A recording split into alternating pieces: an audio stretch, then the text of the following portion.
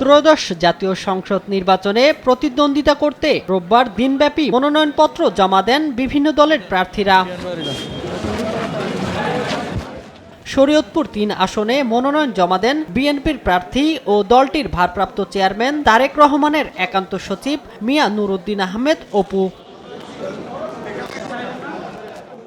ভিগো wire guard প্রয়োজন মতো বাঁকানো যায়, অধিক চাপেও ভাঙে না। ভিগো।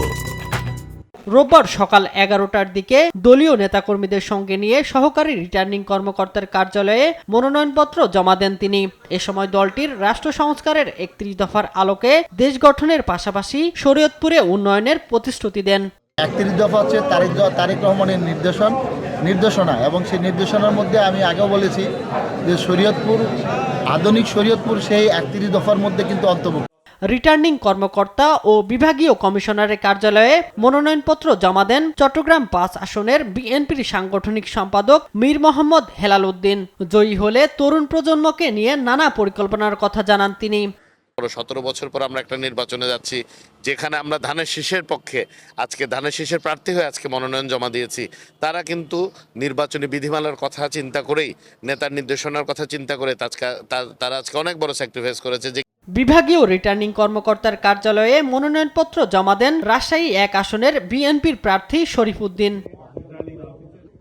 নাটোর ২ আসনের সদর ও নলডাঙ্গা আসনের ধানের শীষের প্রার্থী অ্যাডভোকেট রুহুল কুদ্দুস তালুকদার দুলু মনোনয়নপত্র জমা দিয়েছেন। এ সময় তিনি বলেন, তারেক রহমানের নেতৃত্বে আগামীতে বিপুল সংখ্যাগরিষ্ঠতা নিয়ে রাষ্ট্রীয় ক্ষমতায় যাবে বিএনপি।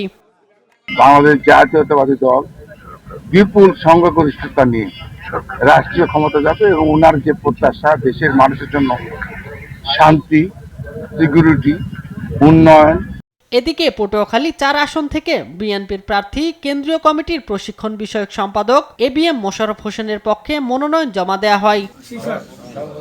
কাল সোমবার শেষ হচ্ছে মনোনয়নপত্র জমাদানের সময়। শামীম হোসেন, নিউজ ডেস্ক, দেশ টিভি।